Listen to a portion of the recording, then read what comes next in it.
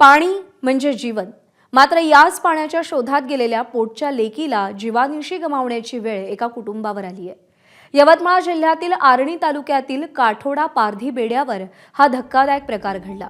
वेदिका चव्हाण या 12 वर्षाच्या मुलीचा नदीत पाय घसरून पडून बुडून मृत्यू झाला. धक्कादायक म्हणजे वेदिकाच्या घरासमोर तसंच वस्तीतल्या प्रत्येक घराबाहेर 1 वर्षापासून सरकारची पाण्याची पाईपलाईन आली आहे. मात्र निगरगट्ट प्रशासन त्या पाईपलाईनला नळ लावून पाणी पुरवठा काही सुरू करू शकलेलं नाही. वस्तीतला पाण्याचा एकमेव हँडपंप सुद्धा 4 महिन्यांपासून नादुरुस्त झालाय. त्यामुळे वस्तीतल्या महिला, पुरुष आणि लहान मुलांना जीव धोक्यात घालून 1.5 किलोमीटरची पायपीट करत अरुणावती नदीतून पाणी आणावं लागतंय. त्यातच 12 वर्षीय वेदिकाचा नदीत बुडून मृत्यू झालाय. संतापजनक म्हणजे वेदिकाच्या मृत्यूनंतर प्रशासनानं नादुरुस्त हँडपंप झाकून ठेवलाय. वेदिकाच्या मृत्यूआधी पारधी बेड्यावर किंवा आजूबाजूच्या परिसरात पाण्याच्या शोधात अनेकांचे मृत्यू झालेत. मात्र प्रशासन 1-2 टँकर पाठवण्यासारख्या क्षुल्लक उपाययोजना करतंय. आता वेदिकाच्या मृत्यूनंतर गावात प्रचंड रोष आहे. एबीपी माझानं या संदर्भात जिल्हा प्रशासनाशी संपर्क साधला, मात्र अर्थातच कोणीही यावर प्रतिक्रिया देण्यास तयार झालेलं नाही.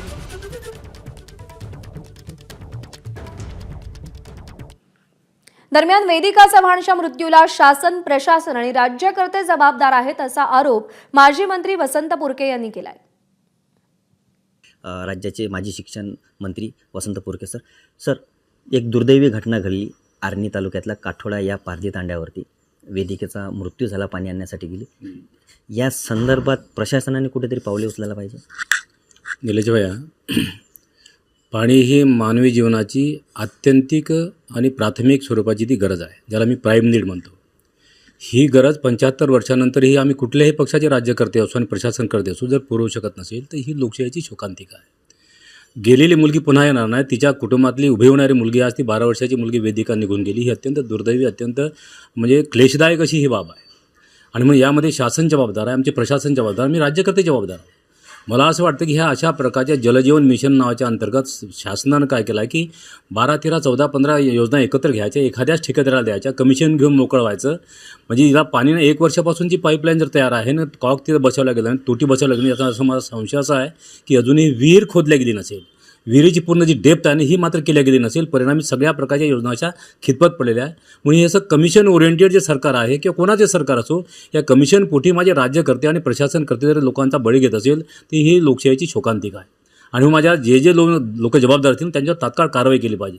एकही कर्मचारी माझ्या गावामध्ये थांबत नसतात, कारण ग्रामसेवक आहे, पटवारी आहे, लाईनमन आहे, मेडिकल ऑफिसर आहे, ॲग्रिकल्चर असिस्टंट, ही सगळी मंडळी गावाला सेवा देणारी मंडळी आहे. यांनी दखल घेतली पाहिजे ना. ही गावात न थांबण्यामुळे पारधी बेड्या आहे, कोलामपोडा आहे, म्हणजे लबानांची तांड्या आहे, गवळ्यांच्या हेट्या अशा दुर्लक्षित आणि उपेक्षित आहे. आणि म्हणून अन्न, वस्त्र, निवाऱ्यापैकी सुद्धा पाणी ही अत्यंत महत्त्वाची आणि प्राथमिक गरज असताना सुद्धा आम्ही पाणी देऊ शकत नाही. ते आम्हाला लाज वाटली पाहिजे, आम्हाला संकोच वाटला पाहिजे. आणि म्हणून माझी विनंती प्रशासनाला ही आहे की जे दोषी आहेत त्यांच्यावर तात्काळ कारवाई करा.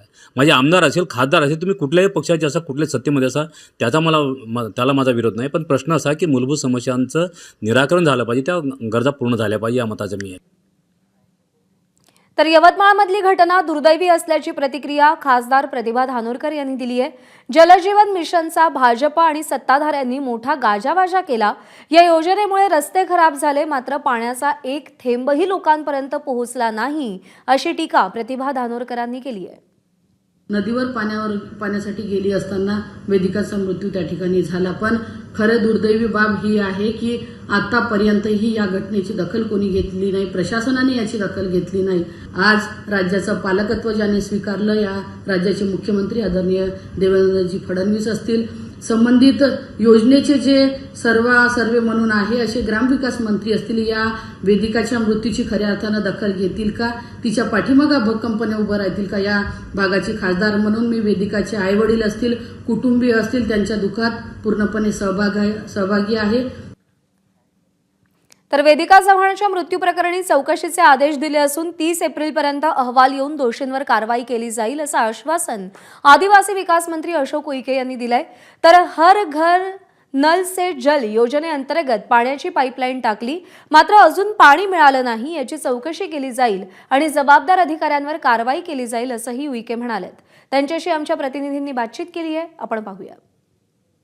महाराष्ट्राच्या आदिवासी विकास विभागाचे मंत्री अशोक उईके सर आपल्यासोबत आहेत. उईके सर, तुमच्या जिल्ह्यामध्ये काठोडा नावाचा गाव आहे, शेजारी पारधीबेड आहे. वेदिका चव्हाण या मुलीचा पाणी भरताना मृत्यू झालेला आहे आणि त्या गावामध्ये पाईपलाईन पोचली आहे, हँडपंप आहे, हँडपंप नादुरुस्त होता, पाईपलाईनमधून आजवर पाणी एक थेंब मिळालेला नाही. ही दुर्दैवी स्थिती का? आदिवासी समाजाची मुलगी पाणी भरण्याला गेली असता तिचा पाय घसरून 12 वर्षाची मुलगी होती, मृत्यू झाला. अतिशय वाईट आहे आणि दुर्दैवसुद्धा आहे. आणि 13 तारखेला ही घटना घडलेली आहे. मी सर्व प्रशासनाच्या अधिकाऱ्यांना सूचना दिल्या, तात्काळ कारवाई करण्यात यावी आणि नोंद घेण्यात यावी अशा प्रकारे सूचना दिल्या. हर घर नल से जल ही योजना जी आहे त्या योजनेची अंमलबजावणी प्रभावीपणे सुरू आहे. अधिकाऱ्याच्या माध्यमातून चौकशी करून अहवाल प्राप्त झाल्यानंतर योग्य त्या अधिकाऱ्यावर कारवाई करण्यात येईल. नदीवर पाणी भरायला राज्यभरात लाखो लोक जातात, त्यात फारसं वावगं नाही. मात्र घरासमोर नळ आहे पण नळातून पाणी येत नाही म्हणून चिमुकली नदीवर जाते आणि बुडून मरते. हे शासनासाठी भूषणावह गोष्ट नाही. नाही, भूषणावह तर बिलकुलच नाही. अतिशय गंभीर बाब आहे. आमची आदिवासी समाजाची मुलगी अरुणा नदीवर पाणी भरायला गेली होती आणि निश्चितच त्याच्यावर तोडगा काढण्यात येईल. दरवर्षी जे काही उपाययोजना केले जातात, टँकर वाढवले जातात, विहीर अधिग्रहित केले जातात, त्याच्याशिवाय खरोखर प्रभावीपणे पाणी मिळू शकेल यंदा काय केलं जाईल? ते पाणी टंचाई योजनेच्या अंतर्गत आम्ही आढावा घेतला असता. काही ठराविक गावं राहिले असेल, परंतु 100% सरकारच्या माध्यमातून प्रत्येकाला घरापर्यंत पाणी मिळालं पाहिजे हा उपक्रम हातात घेतल्यामुळे प्रत्येकाच्या घरापर्यंत पाण्याची व्यवस्था केलेली आहे. अखेरचा प्रश्न सर, चौकशी जी तुम्ही सांगताय ती चौकशी म्हणजे काळ मर्यादेमध्ये होईल का? केव्हापर्यंत अहवाल येईल आणि केव्हापर्यंत ॲक्शन होईल? या 30 तारखेपर्यंत, 30 एप्रिलपर्यंत. एका आदिवासी चिमुकलीचा मृत्यू झालेला आहे, त्यामुळे त्यांनी हा संपूर्ण प्रकरण जो आहे तो अत्यंत गांभीर्याने घेतला आहे. कॅमेरामॅन अतुल हिरडेसह रजत वसिष्ठ, एबीपी माझा, नागपूर. एबीपी माझा, उघडा डोळे बघा नीट.